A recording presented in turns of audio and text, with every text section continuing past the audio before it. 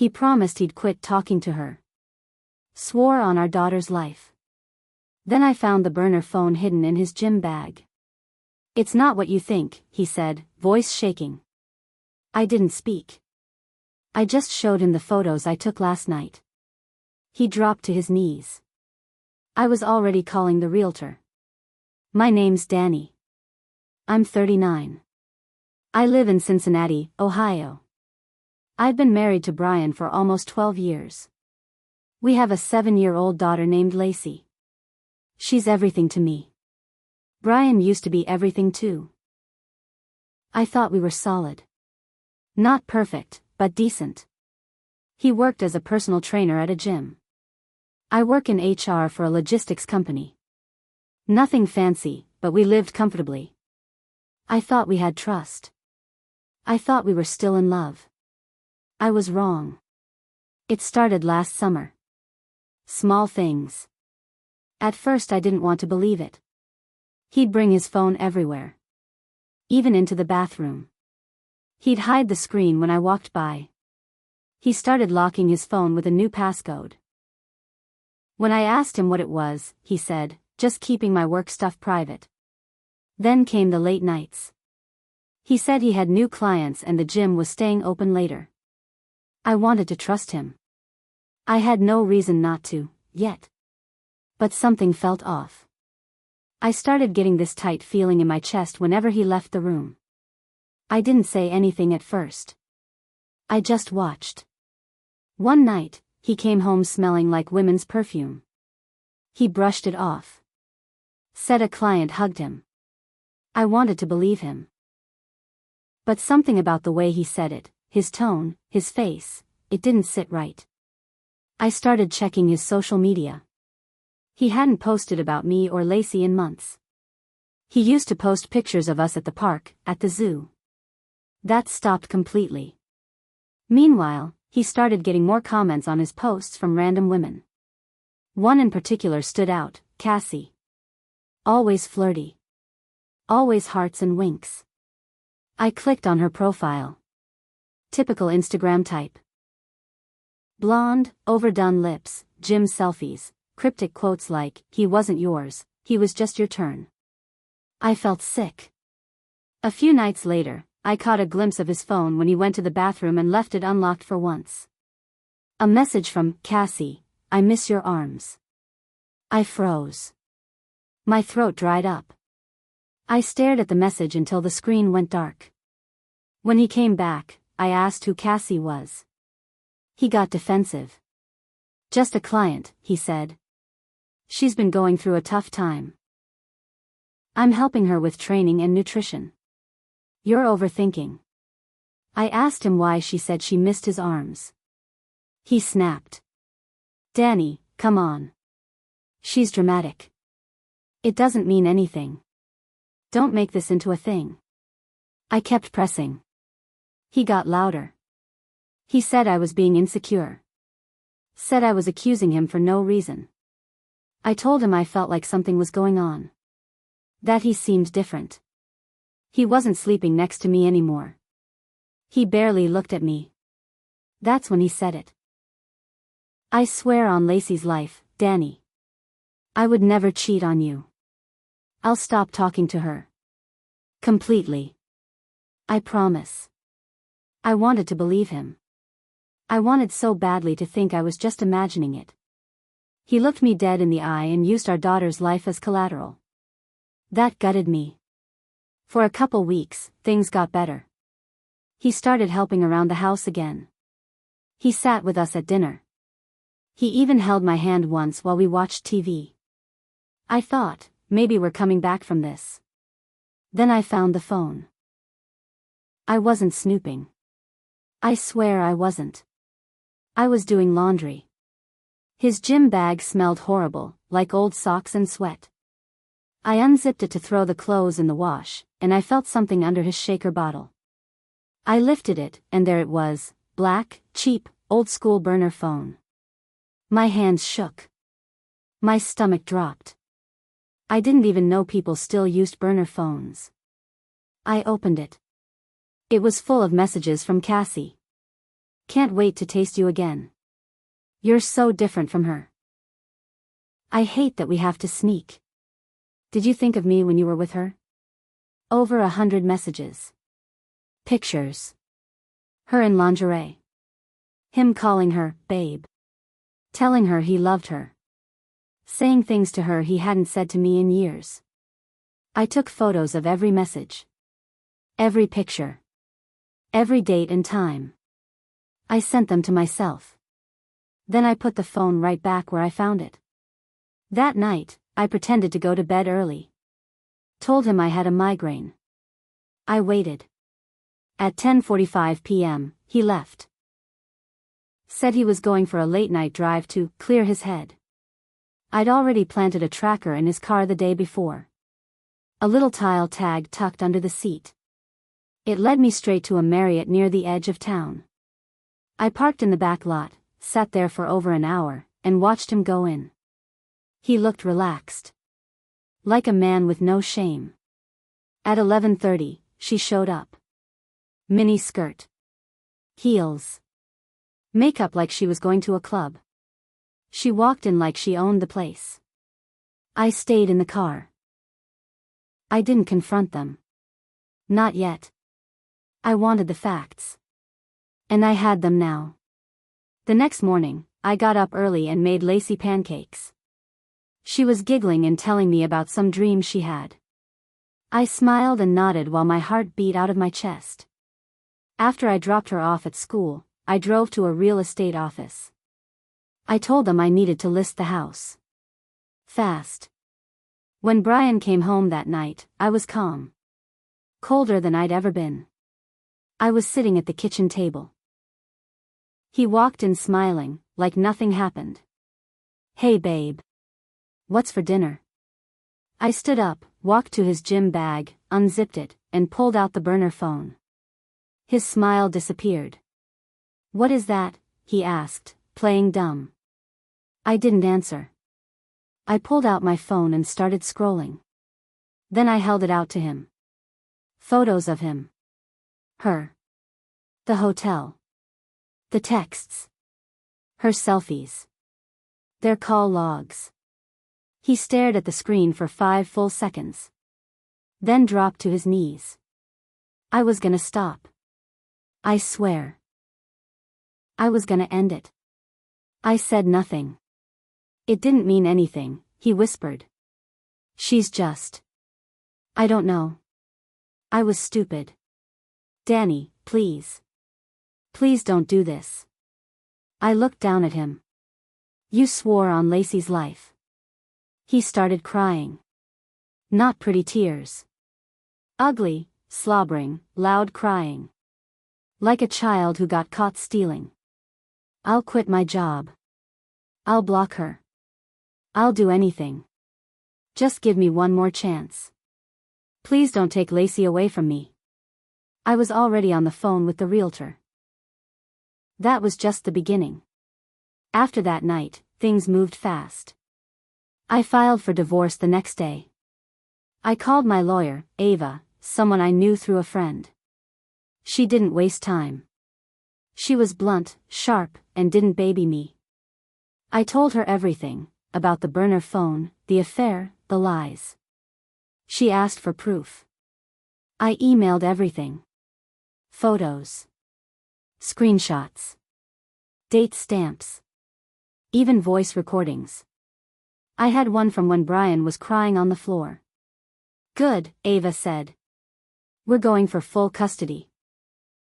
Brian moved into a crappy apartment a few miles away. Said he wanted to be close to Lacey.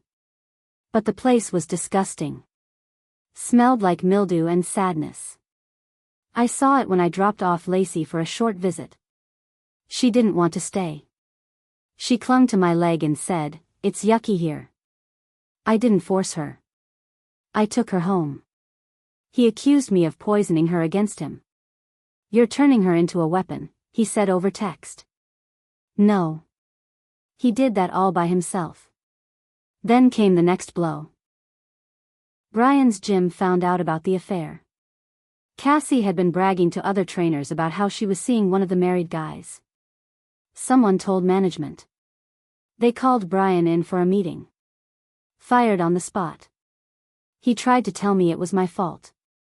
That I destroyed his life by spying and setting him up. I told him, you did this to yourself. He didn't take that well. For weeks after that, he kept trying to call. He texted all the time. Long, desperate paragraphs about how he was a broken man, and how he'd been depressed for years, and I never saw it. He played the victim hard. But I didn't bite. One night, he even showed up at our house. I was in the kitchen. Lacey was asleep upstairs. I saw headlights pull into the driveway. I opened the front door and there he was, drunk. Eyes red, face puffy, holding a bag of fast food and a stuffed animal. I just want to see my daughter, he slurred. You're not coming in. She's my kid too. I stepped outside and closed the door behind me. Not like this. Go home. He dropped the food on the porch and staggered back to his car. I called Ava the next morning. She filed for a temporary restraining order. It passed. Fast. That's when Cassie reappeared. She DM'd me from a burner Instagram account. She said she found out Brian had been lying to her, too. Said he told her I was cold, emotionally abusive, and sleeping in a separate room. That I didn't love him anymore, and was only staying together for the kid. She said he promised to leave me for her, then ghosted her after getting caught. He made me feel like I was the only one who understood him, she wrote.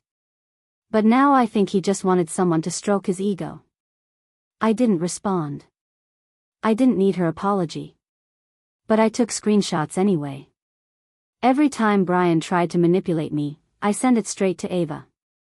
She built a case around his lies. His emotional instability. His drinking. His late-night visits. The burner phone. Then came the part that shook me the most. Lacey started waking up in the middle of the night, crying. I asked her what was wrong. She said she had dreams of daddy yelling and mommy being sad. That's when I knew. No matter how much I tried to shield her, she felt it. I had to protect her. Not just legally. Emotionally. Brian tried one last move. He filed a countermotion. He wanted shared custody. Claimed I was overreacting and using the court to punish him. But we had receipts. Texts, photos, character witnesses, even Cassie's messages. And that recording, him swearing on Lacey's life while lying through his teeth. The judge wasn't impressed. We got primary custody. He got supervised visits. 2 weekends a month, in a neutral setting. He was furious. He called me a monster. A liar. A manipulator. He told me I ruined his life. And I looked him straight in the eye and said, no. You did that the second you thought a burner phone was smarter than your wife. But it wasn't over. Because 2 months later, I found something that made my skin crawl. A message. Not from him. From another woman. A woman I didn't know. Hey. I don't know you, but I think we're both connected to Brian. The message was from a woman named Kendra. I didn't recognize the name, but the way she started it. I knew it was bad news. She sent a second message before I could even finish reading the first. I met him on Bumble. He told me he was divorced. Said you were crazy. Just found out you guys are still in court. My stomach dropped. I messaged back. When did this start? She replied immediately. 4 months ago. He said he was rebuilding his life. I let him stay with me a few times. Now he won't leave me alone. I found your name when I checked court records. 4 months ago. That meant he started seeing her while trying to get joint custody. While texting me apologies. While crying about wanting our family back. Kendra told me he showed up at her apartment drunk, multiple times. He told her he had nothing to live for, and that everyone abandoned him. She felt bad for him. Let him stay over. Gave him money once, $2,400 for rent. He said he was locked out of his bank account. I could feel my hands shaking as I read her messages. I didn't know whether to scream or laugh. This man wasn't just a liar. He was a full-blown manipulator. Kendra offered to write a statement for the court. Said she had screenshots. One was from 2 weeks ago. Brian told her, "My ex is trying to turn my daughter against me. She's vindictive. I wish I never met her." That was the same day he called me crying, begging to see Lacey. I sent it to Ava right away. We filed a petition to have his visitation rights reassessed. Ava said it might take a month, but the new evidence would weigh heavy. In the meantime, I focused on Lacey. I enrolled her in a kids' art program. Started taking her to therapy once a week. She was opening up more. Smiling more. She still didn't ask much about her dad. And I didn't push it. Then Cassie reached out again. Not to talk about Brian, but to warn me. "Be careful," she wrote. "He's angry. Said he wants to make things right in his own way. He's been spiraling." Scared me honestly. I wasn't sure what she meant until 2 days later when my car tires were slashed in the driveway. All 4. It was early morning. Lacey was brushing her teeth when I walked out to get something from the trunk. I saw the car leaning weird. My heart sank. I walked around and saw the damage. 4 tires. I called the police. Filed a report. Told them who I suspected. I didn't have proof, but I told them about the restraining order, the custody battle, everything. They said they'd patrol more often. Take extra notes. But nothing happened after that. Then I noticed my work email had been signed up for dozens of spam sites. I kept getting weird calls. Some guy called at midnight asking if I was still selling panties. I hung up, sick to my stomach. Brian was harassing me. I couldn't prove it, but I knew. He was unraveling. Then came the court hearing. The one about the visitation change. I sat across from him for the first time in weeks. He looked awful. Pale. Like he hadn't slept. He didn't even look at me. Ava handed over everything: Kendra's statement, the screenshots, a report from the therapist saying Lacey was showing signs of anxiety after visits. When the judge asked Brian if he had anything to say, he didn't argue. Didn't cry. He just said, she was always going to take everything from me. No matter what I did. The judge granted the request. Supervised visits were suspended indefinitely. If he wanted to see Lacey, he'd need to go through a reunification program first: counseling, check-ins, drug tests. Everything. It was over. Or so I thought. Because 3 weeks later, I came home from work and found a letter in my mailbox. No stamp. No return address. Inside was a picture of me, taken that week. Me and Lacey at the grocery store. It was printed. Nothing was written on it. Just a photo. Black and white. Grainy. That's when I realized. Brian wasn't done. I stared at the photo for a long time. It was me and Lacey in the produce aisle at Kroger. I remembered that day clearly. She'd been giggling because she snuck an extra apple into the cart. I hadn't seen anyone following us. I didn't feel watched. But someone had been there. Watching. I knew it had to be Brian. There was no one else in my life who hated me that much. I called the cops. Again. Filed another report. They took it seriously this time. Said the photo crossed a line. It suggested stalking.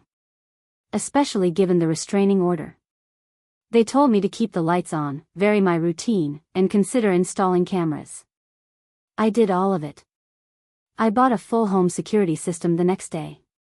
Cameras. Motion lights. Door sensors. Panic buttons. Everything. I didn't care what it cost. My daughter was in that house. Then I took a week off work. I wasn't going to sit around waiting for the next weird thing to happen. I needed to take control. So I did something that might surprise you. I hired someone. A guy I knew through Ava's husband, private investigator. Not sketchy.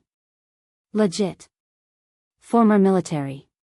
Quiet, serious, efficient. I gave him Brian's address. Gave him the name of Cassie and Kendra. Gave him the license plate of the car Brian was using. I gave him everything I had. I didn't ask him to do anything illegal. I just wanted to know, was Brian behind the photo? Was he watching us? Was he planning something? A week later, I got answers. Yes. Brian had been stalking us. The PI got photos of him parked 2 rows over from the school where I dropped Lacey off. Twice. He followed me to work. Once sat outside the daycare we used for after school. But the worst part? He tried to rent a storage unit under a fake name. The PI pulled the records. I forwarded them straight to my lawyer. With that, we went to the judge again. Showed them everything.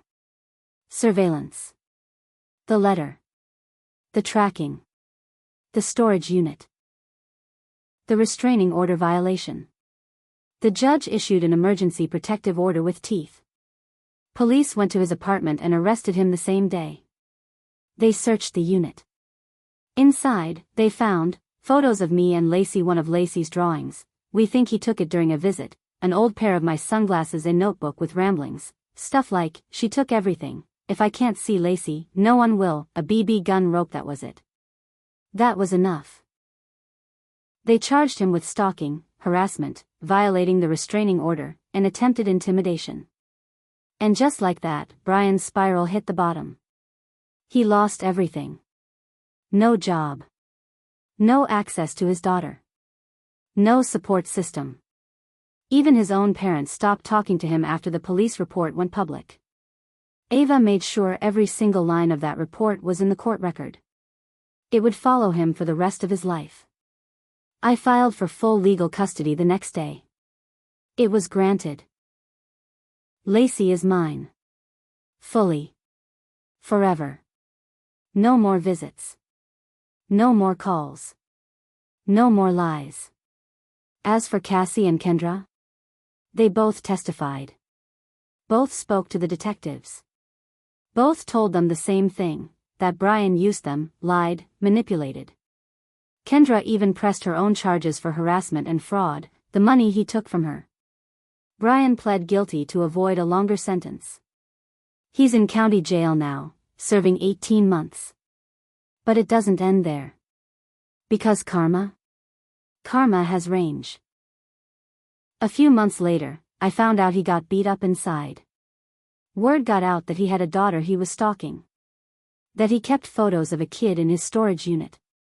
That doesn't go over well in jail. He lost 2 teeth.